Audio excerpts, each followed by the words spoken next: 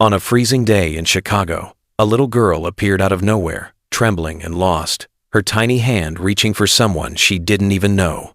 Her blue eyes, wide with fear and hope, locked onto the most unexpected person, a man who had built his life on power, money, and control. "Are you my dad?" she asked, her voice fragile, yet full of a desperate longing. In that moment, everything changed. The millionaire CEO who thought he had it all realized he had no idea what it truly meant to care, to protect, to love. This isn't a story about wealth or ambition. It's about a bond, forged in trust, a child's courage, and a man learning to open his heart when he never thought he could.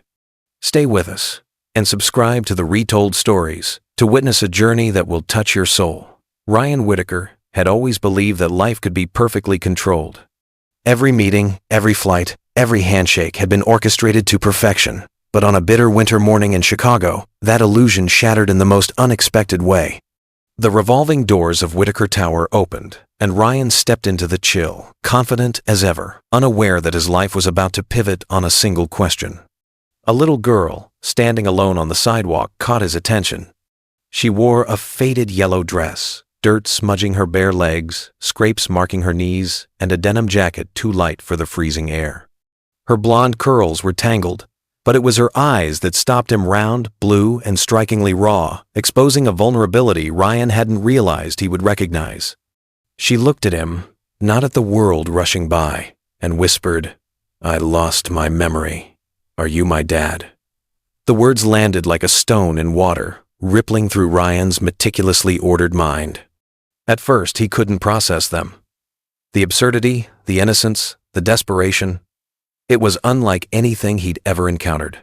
In her trembling, honest gaze, Ryan saw a reflection of himself as a boy.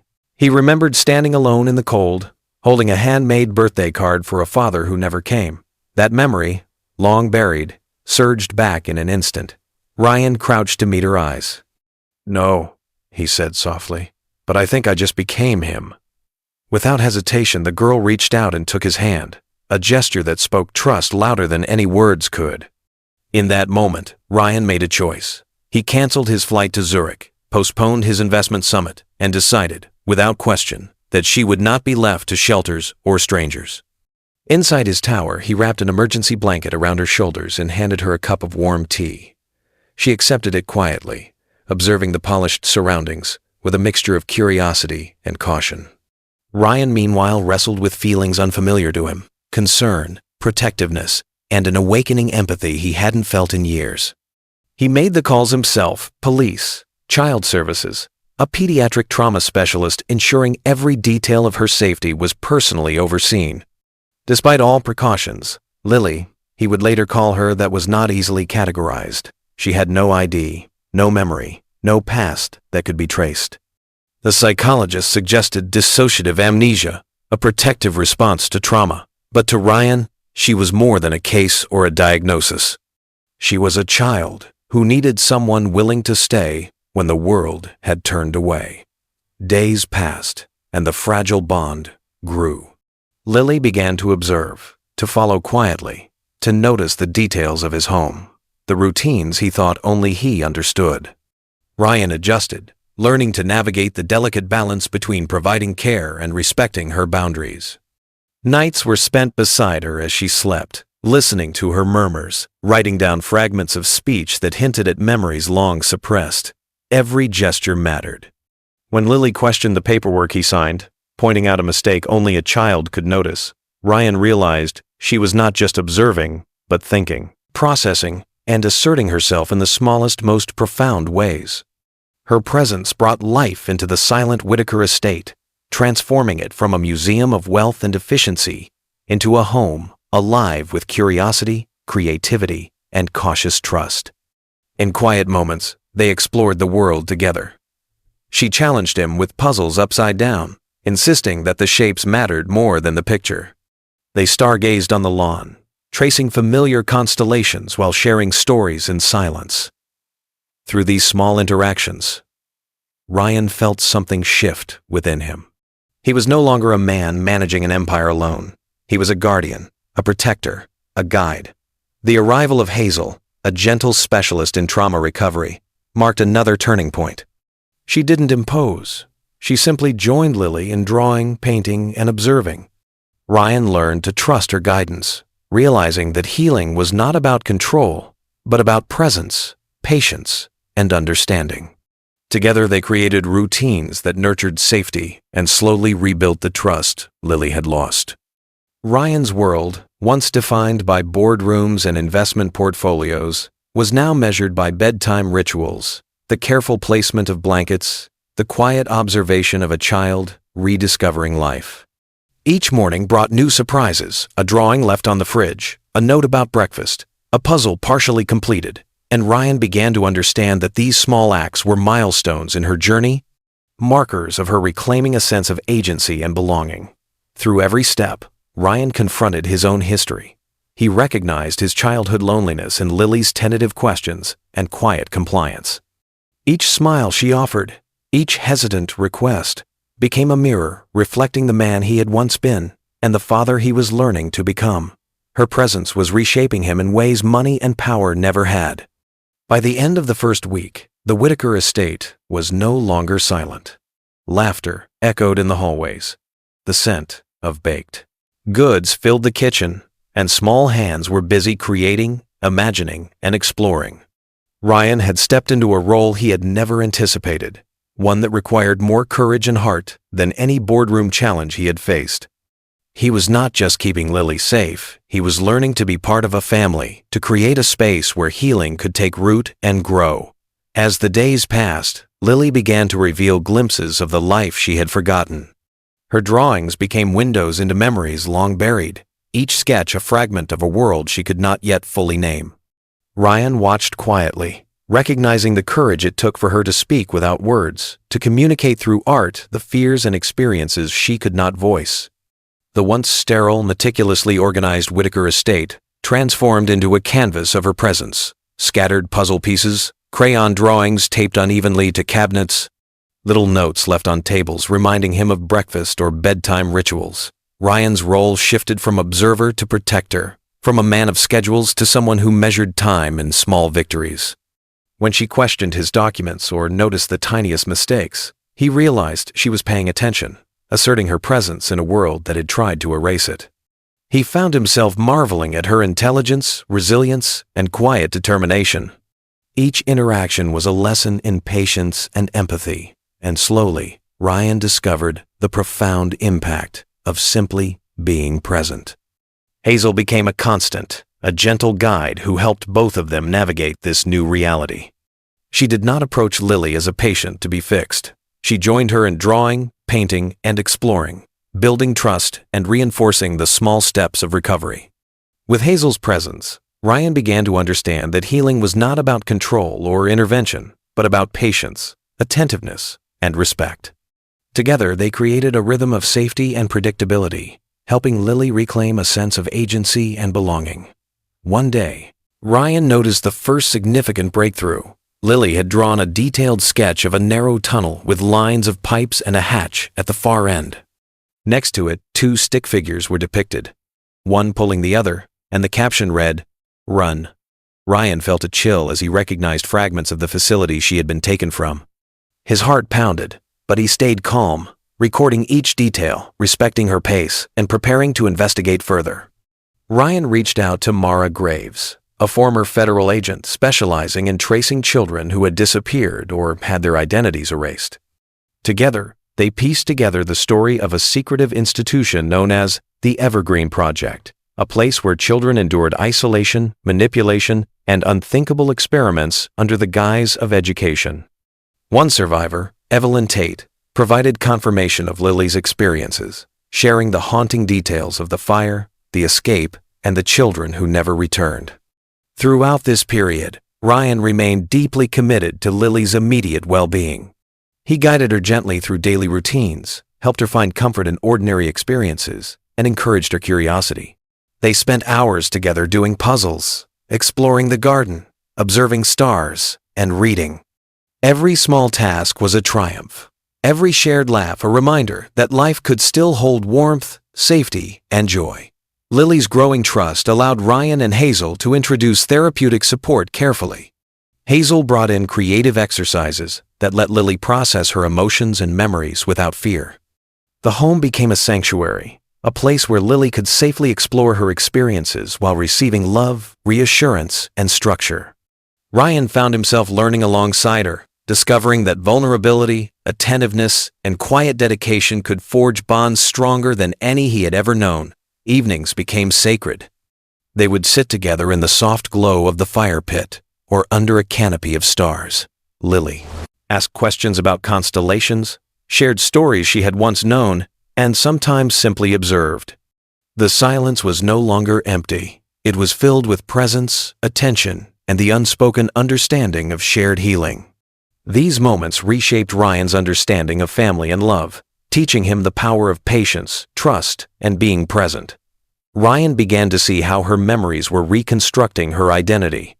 The details she recalled, the hallway that turned left, the humming, the red handle that shocked her, were fragments of trauma, yet they were also keys to her survival. He documented everything, creating a careful record to help understand her past while ensuring she felt seen and protected. With Hazel's support, he approached each discovery thoughtfully, never rushing, always validating Lily's experience. Slowly, Lily reclaimed pieces of herself. She began to recognize the importance of small rituals, the comfort of predictable routines, and the joy of exploration and creativity. Her laughter returned, soft but genuine, echoing through the halls that had once felt sterile and impersonal. Ryan witnessed her transformation with awe, seeing the resilience, intelligence, and courage she displayed every day. Beyond their personal connection, Ryan felt a growing responsibility to others. The knowledge of the Evergreen Project, the stories of children who had disappeared, and Lily's experiences sparked a determination to act.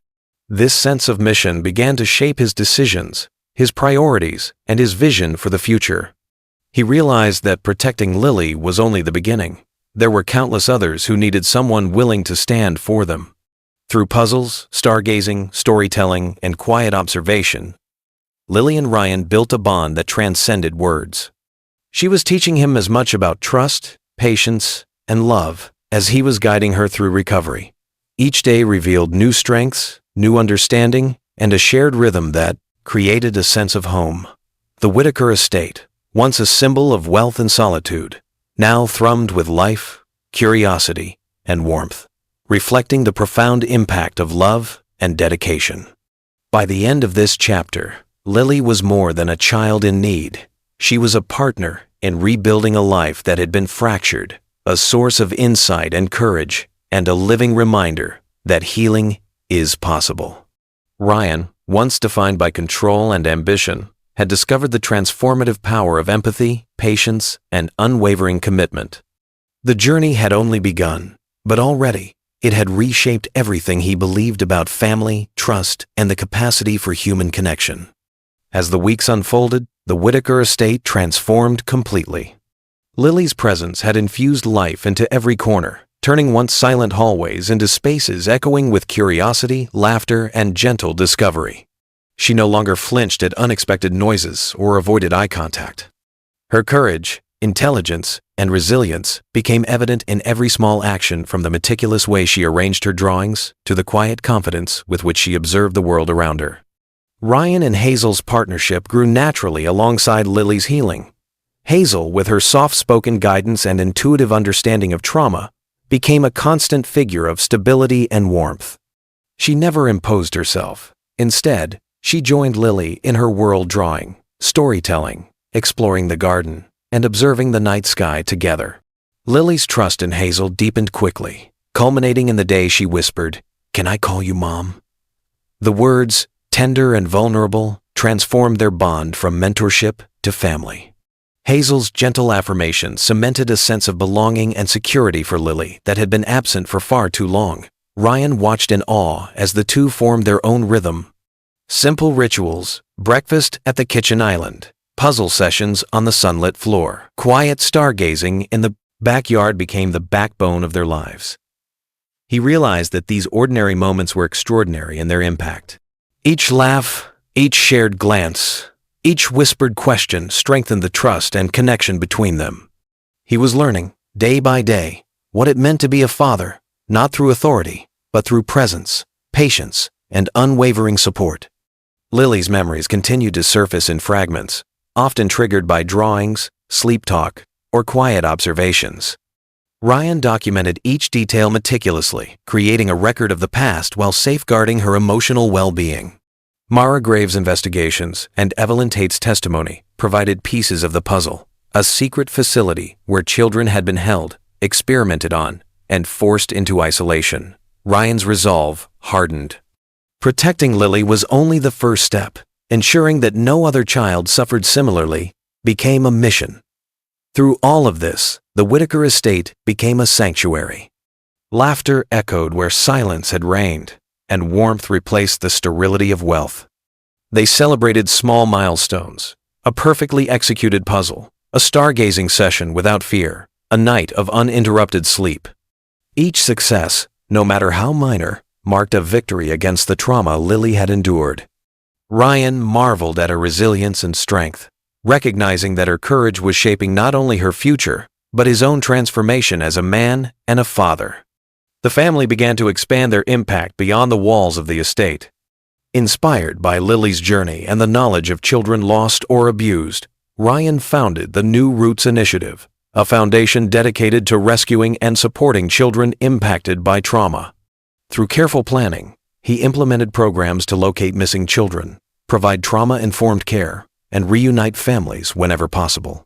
Hazel's expertise complemented this mission, developing educational and therapeutic programs to help children reclaim their lives.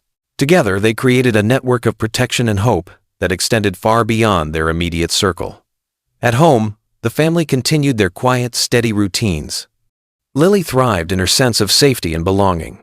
She played piano, baked with Hazel, and volunteered quietly at the center, offering support to other children still grappling with fear and loss. Ryan and Hazel found joy in witnessing her growth and independence, the subtle indicators that healing was taking root. Their home, once a place of cold efficiency, now radiated warmth, creativity, and the kind of intimacy that only family can create. Birthdays and celebrations became simple yet profound rituals. On Lily's birthday, she requested pancakes and marshmallows by the fire pit. Nothing extravagant, just the comfort of presence and choice. The experience was emblematic of their new life, attentive, intentional, filled with small acts that nurtured love, security, and belonging. Ryan realized that creating these moments, allowing Lily to reclaim her voice and identity, was more important than any business deal or achievement. Even as Ryan continued to manage his company, his priorities shifted. Deals and expansions were no longer the measure of success. Impact, compassion, and tangible results for those in need became central. Investors were puzzled, but Ryan understood that his true work was building a legacy of care and protection, inspired by the child who had appeared on his doorstep one cold morning. Through every season, the family grew closer. Lily's hair, now often braided, swayed as she ran barefoot across the lawn. Her laughter, once cautious and borrowed, was now genuine. Shared rituals, morning coffee, hot chocolate at sunset, stargazing, quiet evenings together formed the invisible threads that wove their lives together.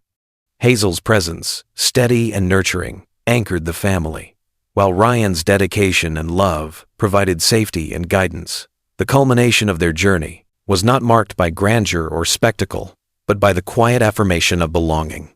Lily's notebooks, filled with sketches, poems, and stories, became treasured artifacts of memory, resilience, and hope.